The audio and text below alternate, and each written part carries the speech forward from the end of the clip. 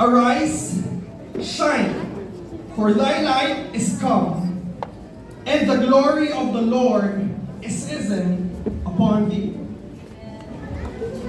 And our next verse is 1 Kings chapter 19, verses 4 and 5. It is enough now, O Lord, take away my life, for I am not better than my fathers. And the next verse, on verse 5, it says, Arise and eat. Sa oras na ito, hiniling ko po si Pastor Abs siya manalangin para sa ating salita.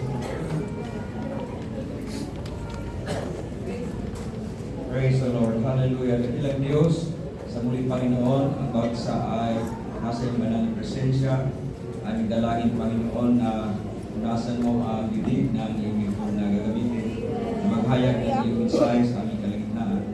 At ang pag-unas, Panginoon, ng banal na Espiritu ay sa Kanya na sa iyong mangaral ng ayon sa iyong kapangyarihan at makalangit na karunungan.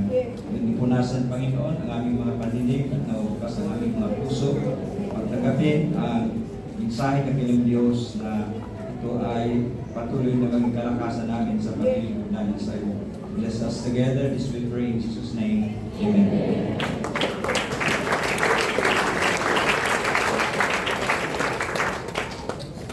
Hallelujah. Bago po tayo makakupo, mga kapatid, dadalhin ko po kayo sa salita ng ating Panginoon with the title, Don't Sit on Your Shine. Sabihin natin, don't sit on your shine. Bago tayo makakupo, mga kapatid, sabihin mo sa katabi mo, don't sit on your shine. Tapos pwede na kumupo. Dali pa kayo. Isaiah chapter 60 verse 1, I want to read it again because this is our declaration for this Youth Sunday. Arise.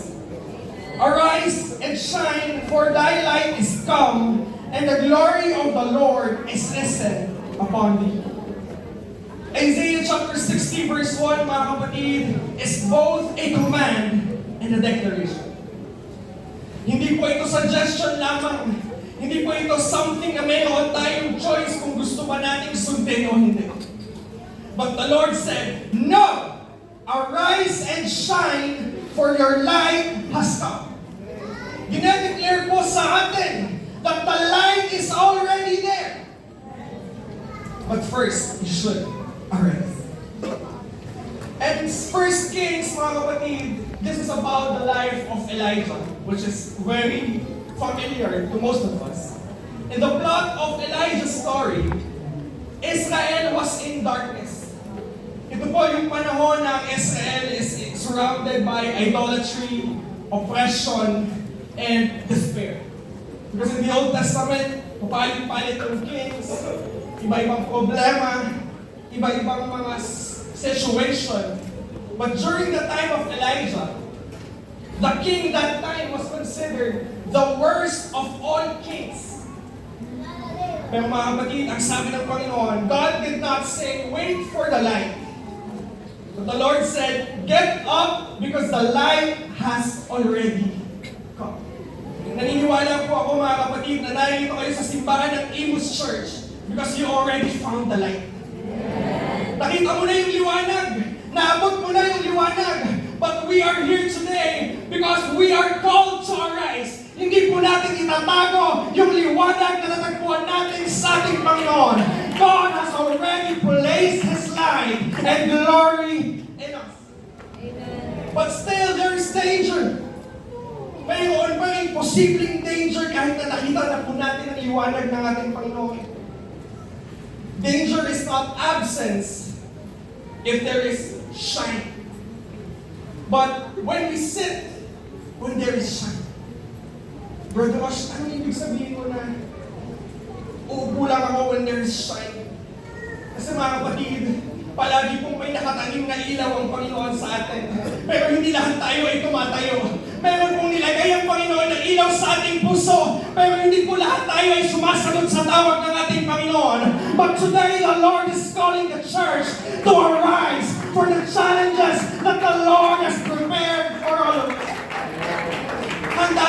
tayong tumayo para sa plano ng ating Panginoon. We are called to arise and not just sit down.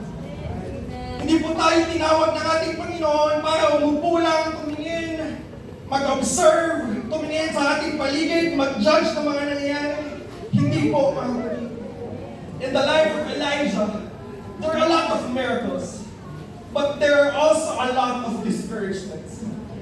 Sabihin natin, nakita na natin ang liwanag, nakatanggap na ako sa ating Panginoon, siguro maganda na ang buhay ko. Totoo po na may pangako ang ating Panginoon sa ating mga buhay. Pero hindi ibig sabihin ito ay exempted na tayo sa mga trials ng buhay na ito. But even though there are trials, when we are in the light of Jesus, we are able to break through in the darkness that this world has. Elijah had courage. Elijah had faith. Elijah had fire, which is lahat tayo naalala natin ngayon. He also had healing and legacy. But it is the glory of God broke through the darkness. Hindi po dahil siya ay magaling. Hindi po siya dahil ay skilled. Hindi po siya ay dahil may ganito, may ganyan. Palagi pong Diyos ang dahilan kung bakit siya nag-breakthrough sa mga bagay na ito. It is the same thing for you and for me. Kung ano ang testimony ng buhay mo, hindi yan dahil magaling ka, hindi yan dahil yan ka. It is all because of the power of God working in your life. Kailangan natin maalala, mga kapatid, na lahat ng ito ay isang kadahilanan lamang ng kapangyarihan po ng ating Panginoon. Pagkatapos po akong kausapin ni Sister Asan, volunteer, sabi ko, kinausap ko po agad ang aking pastor, ang aking daddy. Dad, kinakabahan ako. Natatakot ako. Because again, I grew up looking after this church. This is the church I look up to. Kasi galing kami sa maliit na simbahan. Kumbaga, ito yung ito yung standard. You know what, mga kapatid? Regardless kung saan man po marating ang ating mga simbahan, ano man po ang naabot ng mga individual sa isang simbahan, kung ang Diyos po ay wala sa kalagitnaan ng mga bagay na ito, para hindi natin tatandaan, Diyos ang dapat natin itinataas sa bawat bahay natin ginagawa sa ating mga buhay.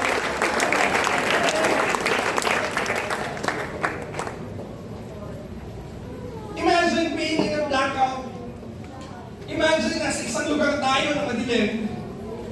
At meron tayong flashlight sa ating mga bulsa. Because we're talking here about light. Imagine niyo na lang kasi maliwanag. Imagine niyo meron kayong flashlight sa bulsa. Tapos nakapatay lahat ng ilaw. Madilim.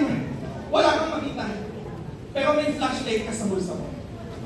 And so happened, meron ako. Ayan, may flashlight ako. Ready ako eh. And you know what, mga kapatid? When we turn on the lights, kapag binuksan natin ang ilaw, ayaw mga kapatid, it is a light that is powerful. Because it's complete darkness, right? Madilim. Kapag binuksan mo yung ilaw, kitang-kita mo agad saan galing. Saan naglalaro yung ilaw, saan gumagalaw yung ilaw. Because it is a light. But it is in our spiritual work, sa ating buhay po, mga kapatid, kapag tinakpan natin yan, kahit gaano madilim, kung tatakpan mo ang ilaw, mawawalan po yan ng power. Amen. In our spiritual walk with Jesus, binigyan na po tayo ng Panginoon ng ilaw. Pero may mga pagkakataon sa ating buhay na tayo po ay natatakot. May mga pagkakataon sa ating buhay na tayo po ay nadi-discourage. May mga pagkakataon sa ating buhay na tayo ay parang nawawalan na ng pag-asa. Sa bawat nararamdaman natin na ganyan, unti-unti natin natatakpan ang ating mga ilaw. But church, today, we declare, despite the darkness, despite the discouragements, we will rise again and show our light. Lord, this is my power. Ibinigay na po ito ng Panginoon sa atin. The light is real. It's still powerful. But when it's hidden, it's useless. Marami pong nakaupo sa atin ngayon, nakikinig sa ating salita. Hindi natin alam kung bukas pa ba yung ilaw natin o wala na. But again, it's for you to know and not for me to know. Pero mga kapatid, huwag natin hayaan na uuwi tayo sa lingkong ito na dala-dala pa rin natin yung ilaw na tinatakpan natin. Hayaan natin ang pakawalan natin. Let that light arise from your life today. We are always in a place of discomfort. Kanina, it is a reality yung mga sinabi ng mga youth. Yun yung realidad sa paglilingkod sa ating Panginoon. Bago ka pa lang umalis ng bahay, ipagdadalawang isip ka na. Kaya whenever you are able to be in church today, you already did the first thing. To bring yourself to church. The next thing we do, we worship. Hayaan natin na maramdaman natin, ma-feel tayo ng presensya ng ating Panginoon. Kaya huwag natin sasayangin na nakarating tayo ng simbahan. Mayroong may mga karamdaman, nahihirapan na pero nasa simbahan. Because I know there is a light. There is a light that will shine. There is a power that will shine through their life. But why are we talking here about sitting? Bakit ang title natin is, Do Not Sit on Your Shine? Because when we talk about sitting, we are talking about comfort. Kapag nag-uusap po tayo sa pag-upo, mga kapatid, actually walang eksaktong meaning ng pag-upo. Wala tayong masabing eksaktong rason ng pag-upo. Maliban na lang sa nangangali ka, napapagod ka. But when you think about it, mayroon na bang nangyari sa buhay niyo na, uy, bro, may gagawin na ako, uupo lang ako. May gano'n ba? Na, uy, sis, wait lang, may importante lang akong gagawin, mauupo lang ako. When we sit down, there is always another thing dependent on sitting. Kapag gusto mo umupo, minsan, pagod ka na kasi. Gusto mo magpahinga. Or pupunta ka sa iba't ibang lugar, kaya may upuan kasi doon ka maghihintay.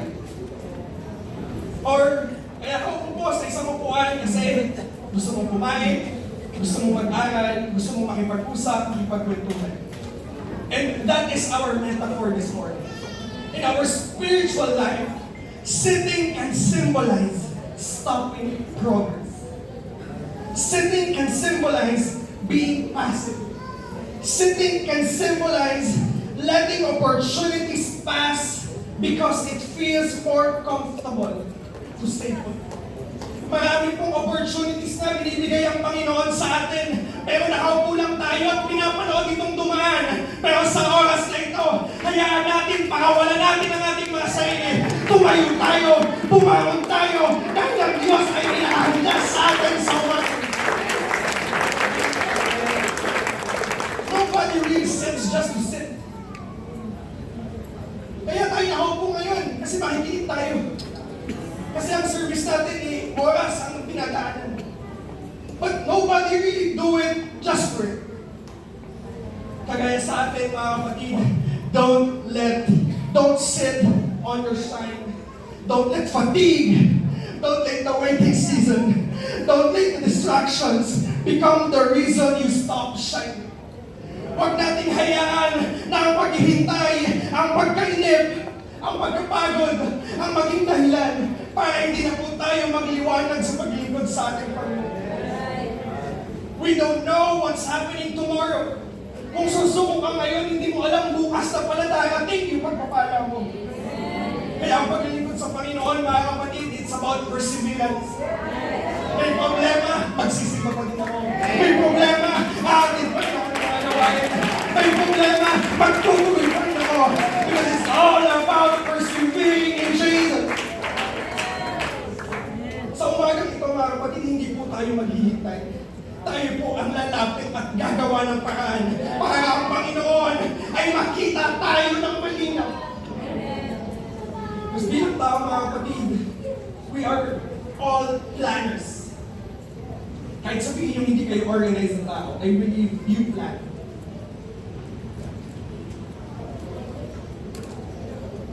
May mga plano tayo, mga kapatid, sa ating mga buhay.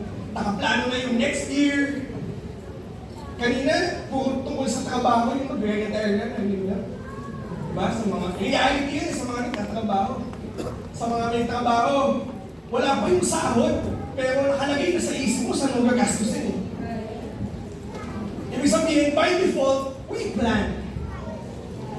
But when we are in the hands of Jesus, maraming pwedeng magbago. Maraming pwedeng mangyari. But as long as you trust the Lord for the results, hindi po tayo mapapagod. Hindi po tayo mag-discourage. Hindi po tayo mawawala ng pag-asa. We're gonna rise up and stand to say what the Lord has done. In Elijah's day, Israel was too drowning in spiritual darkness. Baal worship had replaced God's altar. That's why Israel is in complete darkness. Idolatry was rampant in that time. And it compromised the rule of the nation. Yet in the middle of this darkness, one prophet stood up. And his name is Elijah. For our first point, mga kapatid, we must not sit on your courage. Stand up for God. Pwede kang maging matapang. Pero kung matapang ka at hindi ka naman tatayo, walang mangyayari. In the middle of this technology, alam mo yung mga tinatawag na keyboard warriors? Kasi matapang lang sila habang nagtatype na kung ano-ano online. Pero pag nasa lubong mo naman harap-harapan, wala namang sinasabi. We are talking here about sitting on courage. But in the Lord, there is no sitting on courage. Kapag ikaw naniniwala ka na pinaglalaban mo ang Panginoon, you don't sit. Tumatayo ka, humahayo ka, gumagawa ka para sa Panginoon. Because sitting down won't do anything. But if you go out, you stand up. You stand up for Jesus. Just like what Elijah did. He stand up in the middle of the spiritual darkness of Israel. Nabanggit ko kanina mga kapatid, that time, Israel had the most corrupt king. And his name is King Ahab. In the 22 years as a king, ang sabi sa 1 Kings chapter 16 verse 30, more evil in the eyes of the Lord than any of those before him. Dagdagan pa ito ng kanyang asawa na si Jezebel. Na isa rin na matinik, violently promotes the worship of other gods in Israel. But in 1 Kings chapter 17 verse 1, Elijah walked into Ahab's palace and declared, there shall be no rain according to my word. Imagine Israel was in complete darkness. They worship Baal. And inalis nila lahat ng worship sa Panginoon. And it was the worst time to be a Christian. Kasi pinipersecute silang lahat. But Elijah stood before all of them. He went into Ahab's palace and declared, there shall be no rain but according to my word. Hindi mawawala, hindi magkakaroon ng ulan hanggat sabihin kong magkaulan ulit. Alam niyo ba mga kapatid? Baal is a god of storm and fertility. Yung ginawa ni Elijah na declaration, hindi lang ito para sabihin na siya hindi kapangyarihan.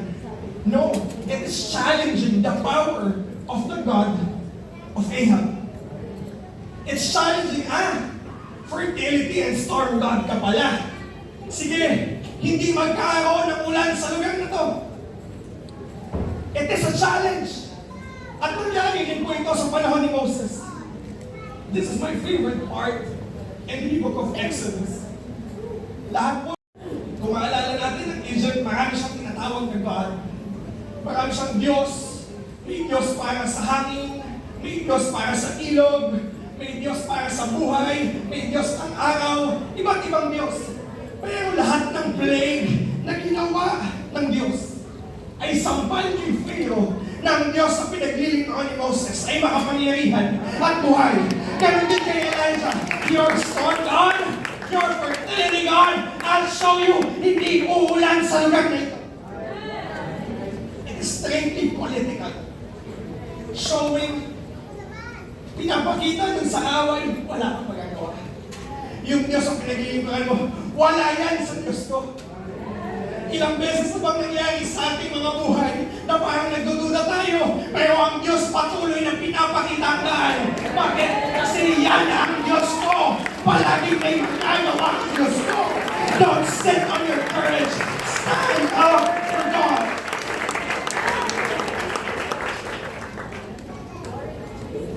Elijah confronted Baal, which is the storm god. Moses did confront the entire gods of Egypt. Pinatunayan nila na ang Diyos na kanilang pinaglilingkuran ay buhay. At ako po ay naniniwala na ang Diyos na pinaglilingkuran nila dati ay siyang Diyos na pinaglilingkuran natin ngayon. Ano man ang nararanasan natin, ano man ang nararamdaman natin, i-challenge ka man ang kaaway. Buhay ang Diyos ko. Siya ay may magagawa. Siya ay may pinangako. Alam kong itagagawa ang Diyos ko. Kaya ang tatanungin natin ng ating mga sarili, maging matapang tayo sa paglilingkod sa atin. And having courage means standing up for Jesus.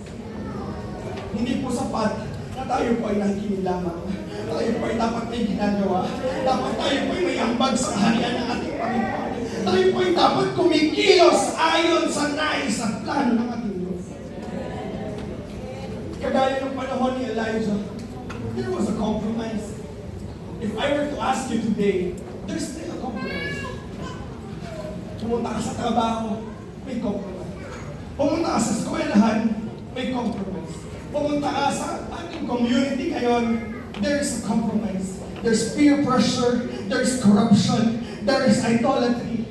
But the Lord is calling an Elijah of this generation that will stand up for what is right, that will stand up for sharing and shining His truth. Kailangan natin maging mga lighthouse, mga kapatid. Yung mga lighthouse, hindi naman nila hinahabol yung mga alon. Nandun lang sila. They stand tall and move, shining for everyone to see. Huwag kang papayag, isa, ano ka pa yun, hindi ka pagpapala sa labas.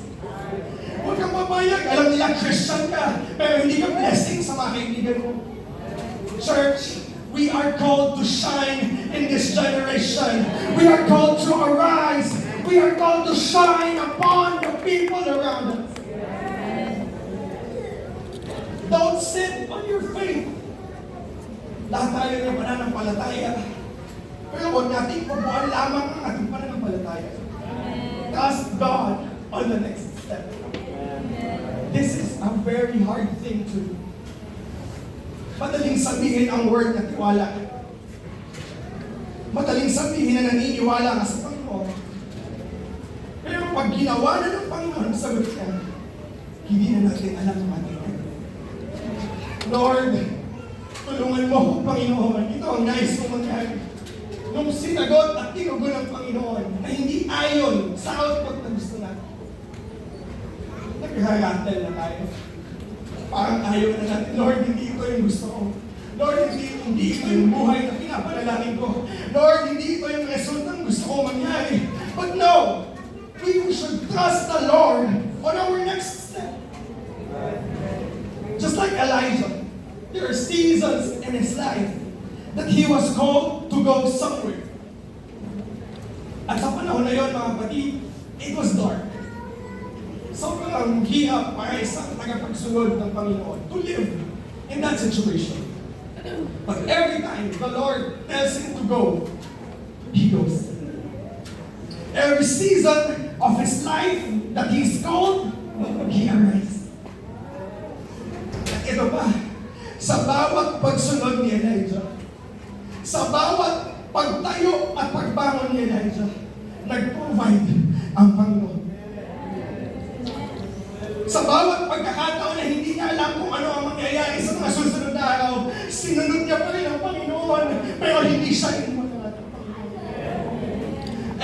was brought to a widow's house.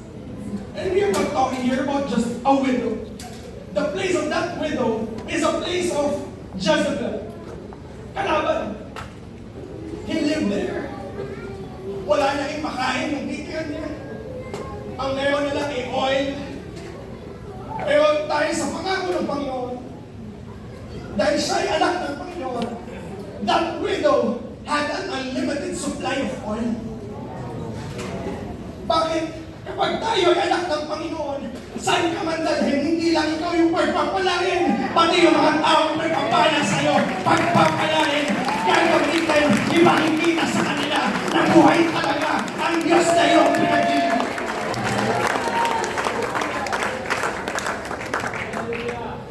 There is a catch. Wow! Binless ang widow.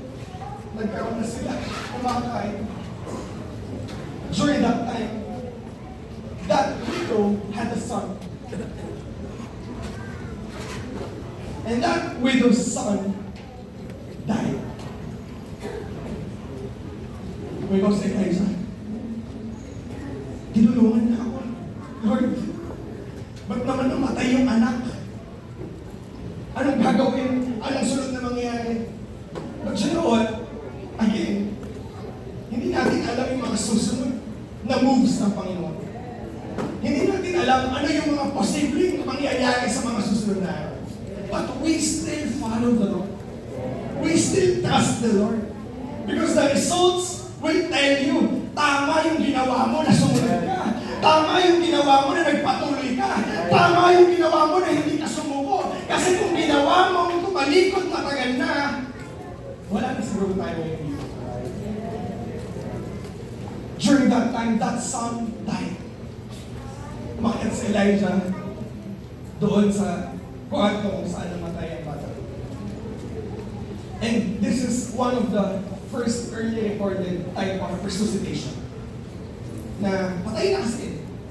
But in the Bible, it tells that Elijah laid his body on that child. And that child was revived. We are not talking about here about healing. Hindi po tayo nag-uusap ng pinagaling. Binuhay niyo. Binuhay niyo. Binuhay niyo. Hindi ka lang pagagaling ng ating Panginoon. Bubuhayin ng muli ng Diyos sa iyong pagkakamatay at pagkakatulong spiritual.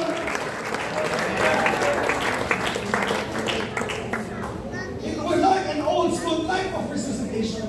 You don't resuscitate something that is still alive. Ganun-ganunin mo yung katawan mo na buhay pa. Ganun ka talaga. Kasi hindi naman yung malambot, di ba? Diin talaga yan. When you resuscitate someone, you are trying to revive. And in the modern day, we call it CPR. Diba? We call it CPR. But today, we will be talking about a different kind of CPR na magre-revive sa atin. C stands for command. P stands for promise. And R stands for risk. Command, promise, risk. CPR. What does it mean? The Lord always commands. And the Lord always has a promise in it. Third, you take the risk. Nilatag na ng Panginoon ang kanyang utos. Ilagay niya ang kanyang pangako sa kanyang utos. Ang tanong, are we willing to take the risk? Handa ba tayo na tanggapin ang next action? When you talk about risk, hindi mo alam kung ano mangyayari sa susunod. Hindi mo alam kung ano yung magiging output. But when you follow the Lord, you risk it all. You will do it all. You will give it all. Lord, you are always worth the risk. Obedience always involves risk. Ang ating pagsunod ay palaging may kasamang risk. Tumatapak tayo sa isang lugar na hindi natin alam ang mangyayari. But in these situations that we don't know, the Lord always shows up. Hindi mo alam ang gagawin. Hindi mo alam ang kasunod. It just shows chose, mga kapatid, sumunod muna tayo bago tayo magtanong. Lord, if it's your will, let it be your will. Hayaan mo, Panginoon, na ako ay sumunod. Alam na natin ang utos ng Diyos. We go to church. We know God's commandments. Alam na natin yung pangako. Kaya nga exciting kapag encouraging preaching. Kasi wow, the promises. I want to enjoy the promises of Jesus. But when we talk about taking risk, iilan lang yung nais mag-take ng risk sa Panginoon. Lahat gusto ng pangako. Lahat gusto ng magandang buhay. Lahat gusto ng blessings. Pero pag sinabi ng Lord na, take risk, hindi po lahat tayo tumatanggap. Hindi po lahat tayo ay handa. Pero mga kapatid, ang mensahe nito ay para sa ating lahat. We should arise in this generation. We should stand up in this generation. We should take the risk and we will bring back death into life. Ang ating pananampalataya, it doesn't demand a whole man. Ang kailangan lang mga kapatid ay next step. Hindi mo kailangan malaman hanggang saan yung dulo. Ang kailangan mo lang gawin pag step ka ng una. Parang matagal na sa church. Parang kailangan ko na ng ministry. Siguro, ito muna. Ito muna. Ito muna. Hindi mo napapansin, sobrang layo mo na. Hindi mo napapansin, palapit ka na lang palapit dun sa mga pinangako ng ating Panginoon. You don't need to know the whole story. You just need to take the first step.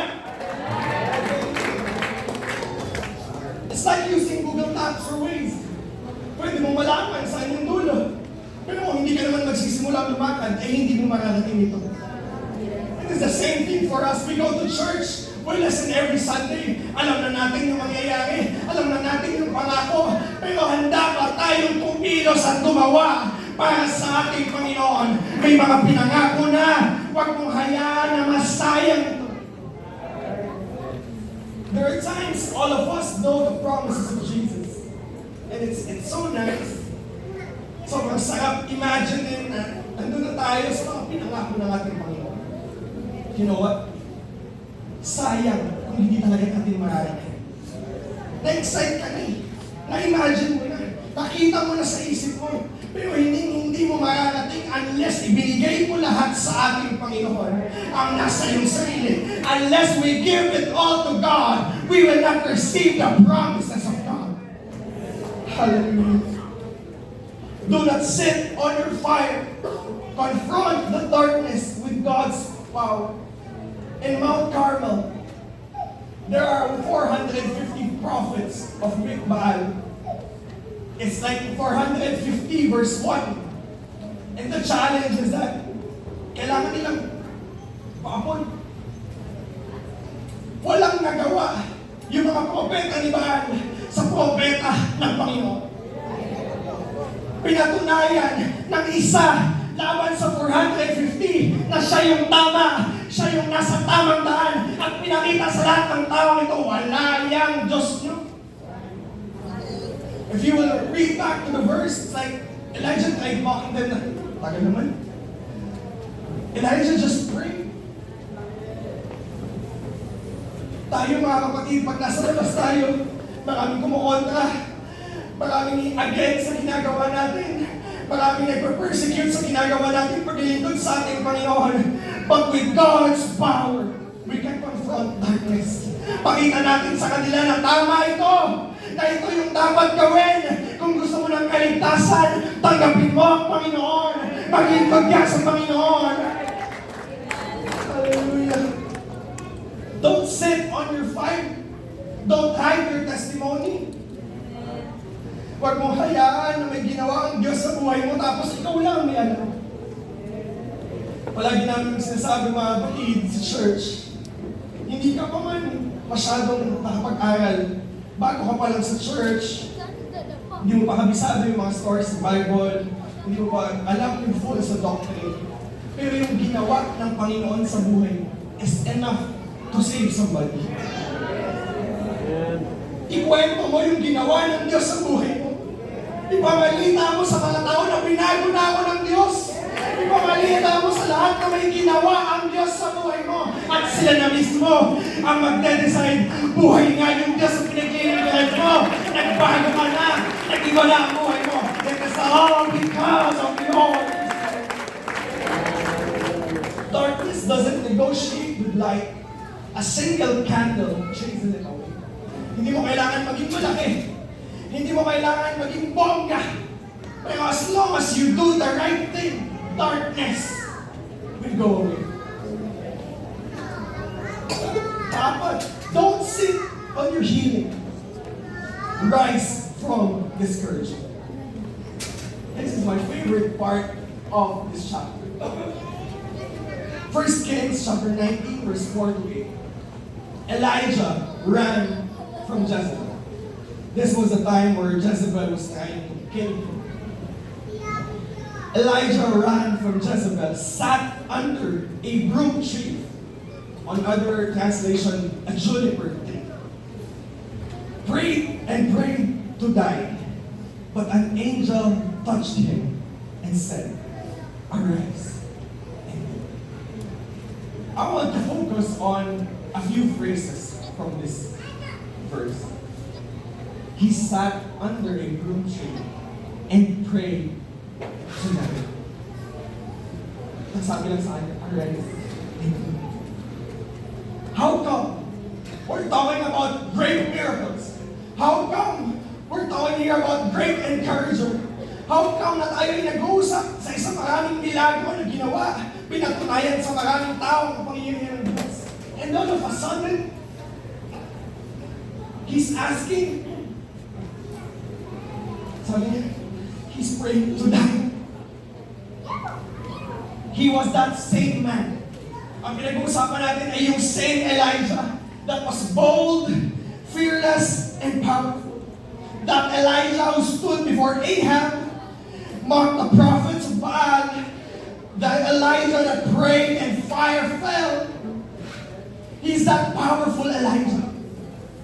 And then now, we're talking here about a verse praying for him to die. It doesn't make sense. Pero mga kapatid, during that time, Elijah got tired. Elijah got discouraged and depressed. After that high of Mount Carmel came, there came the low of the wilderness. After that greatest battles came the lowest of lows. That threat from Jezebel felt heavier than all the prophets of Baal combined. He ran for his life and sat under a juniper tree, saying, "Lord, I've had enough." Church, marami po sa atin ang naglingkod na sa Panginoon for the last 5, 10, 15 years, 20 years of our lives. May mga pagkakataon na tayo po ay napapagod. May mga pagkakataon na parang ayaw na po natin. May mga pagkakataon na parang mas madali na lamang tumalikod sa paglingkod sa ating Panginoon. And we are saying to the Lord, "Lord, ayoko na. Panginoon, tama na." But during that time, the Lord being the Lord that He is, He told Elijah, "Arise and eat."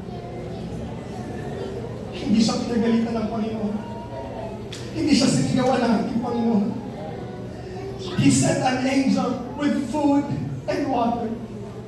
Because the Lord knows He needs to rest first. Alam ng Panginoon ang pangangailangan mo sa oras na ito. And He will meet you in the middle of your need. Napapagod ka, sabihin mo sa Panginoon na pagod ka na. Nahihirapan ka na, sabihin mo sa Panginoon na nahihirapan ka na. We are all here dahil gusto natin na ma-meet ng Panginoon ang ating mga pangangailangan. Hindi po tayo magtatago, hindi po tayo tatakbo. Haharapin natin, "Lord, meet me in the middle of my need today."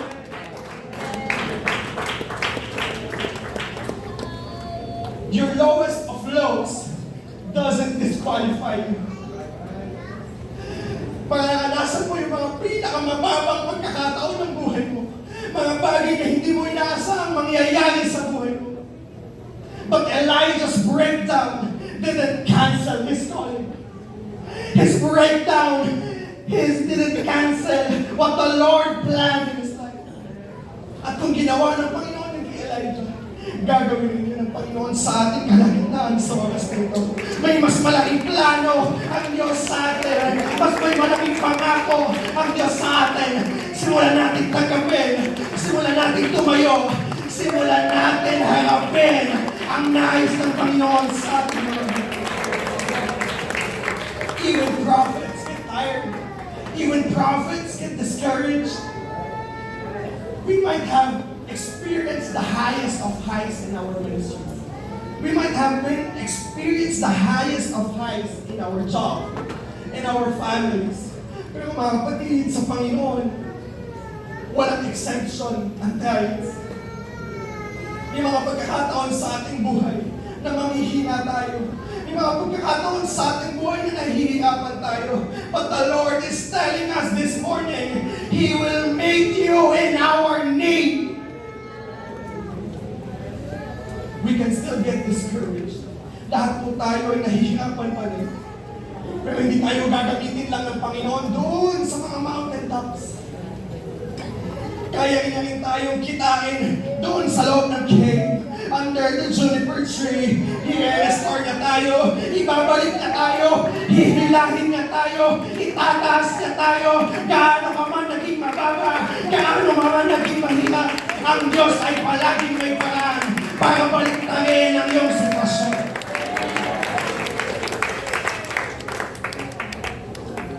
Sinasamahan tayo ng ating Panginoon sa bawat lakad ng buhay na ito. Kung tayo nananalangin ng kagalingan, huwag mong isipin na ang Diyos ay nasa buhay mo dahil pinagalingan na niya. Sa simula pa lang na nanalangin ka, nandyan ang Diyos. Sa simula pa lamang na nahihirapan ka, nandyan pa rin ang Diyos. Hindi ka niya iniiwan. Sinasamahan ka niya sa simula, sa kalagitnaan, hanggang doon sa victory na ipinapanalangin. Huwag na tayong magtago. Huwag na po tayong magkunwari. Mapagod na tayong maupo na lang at manood sa ating paligid. Tumayo tayo. Let's stand up for the Lord. Let's show the Lord, Lord, I am ready. I'm ready to get it right now. Tayo lang may alam. God says, don't sit there forever. Arise and eat, for the journey is too great without me. Mga kapatid ko, ang Diyos ay palaging nariyan para samahan tayo. Huwag nating isipin na ang Diyos ay nawawala. Huwag nating isipin na ang Diyos ay naliligaw. He is a trustworthy Lord. He is a faithful Father. Siya po ay isang Diyos na hindi tayo iiwanan sa ating pong mga buhay. And last, don't sit on your legacy. Pass the mantle forward. In 2 Kings chapter 2, verse 11 to 14. This phrase says, Elijah was taken up, and his mantle fell to Elisha. Grabe yung roller coaster ng buhay ni Elijah. It seems like highest of highs, lowest highest of highs, lowest. You know what, Elijah's final rising was in glory. Pero hindi ibig sabihin nun na doon na nagtatapos yung ministry ni Elijah. It multiplied in Elisha. Sa bawat ginagawa natin paglilingkod sa Panginoon, may taong nai-encourage sa ginagawa mo. Sa bawat panalangin na ginagawa mo, may taong lumalakas dahil sa'yo. Don't think na hanggang na lang ang ministry mo. Isipin natin, there is always somebody there needing your prayer, needing your work, needing you to stand on Jesus. Ang tunay na success sa buhay na ito, hindi kayamanan. Ang tunay na success sa buhay na ito, kung sino yung mga taong naapektuhan ng buhay mo. Paano ka bang mawawala? Paano ka bang maaalala ng mga tao? But when you have a life, then there is somebody that carries the flame for you. Kahit mawala ka dito, there is somebody still living for you. Kaya mga kapatid, ang pananampalataya, napakagandang maipasa from generation to generation. Kung ano ang pinangako ng Panginoon sa atin ngayon, yan din yung pangako ng Panginoon sa generation na ipinapanalangin natin ngayon. Kung ano man yung mga sinabi sa atin ng Diyos ngayon, it is still the same promises that will get passed through generations and generations. Hindi ibig sabihin na when we talk about arise and shine, hindi ito dahil, para sumikat ako, para makilala ako, dahil magaling ako. Ito yung spotlight sa sarili ko, ako na lang palagi. We are not talking here about shining a spotlight to yourself. This is passing the shine to another person. Elijah's light became brighter in the next generation. Hindi po natapos na ipagpatuloy, na palaki, na palawak, na multiply. And as long as someone carried the torch and he passed the torch to the next generation. Hayaan natin na ang ating liwanag ay maipasa sa mga taong mahal natin. Sayang po ang ating pananampalataya kung hindi natin minsan man lang nagawang share ng salita ng Panginoon ng ating Panginoon. Wala pong masama if we go out, we share the word to other people, acquaintances, or lumabas tayo, talk to strangers. But I challenge you this morning, simulan natin sa loob ng ating pamilya. Challenging, mahirap, but it is a great fulfillment to see your family being in the church. It's hard. May mga tao sa simbahan po namin na nagsisimba sila ng sila lang. Wala silang magulang. Youth na wala yung nanay, wala yung tatay. Lagi nilang testimonies, sana, prayer requests. Madala yung pamilya niya sa simbahan.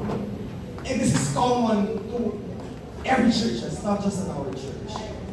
But you know what, mga kapatid? As long as you're praying for your parents, hindi bingi ang Diyos para hindi marinig ang iyong panalangin. Hindi bulag ang Diyos para hindi makita ang sitwasyon mo. It's about a moment of standing up for Jesus. Lord, ito yung tama. Ito yung gagawin ko. I won't just sit on His shine. I will do the right thing. Hallelujah. Hayaan natin mga kapatid na tayo ay maging pagpapala sa mga taong nasa ating paligid. Huwag po nating upuan lamang ang ating liwanag. Tayuan natin ang liwanag natin sa ating Panginoon. Hallelujah. Minsan ba tayo mong lahat itatayo? Hallelujah.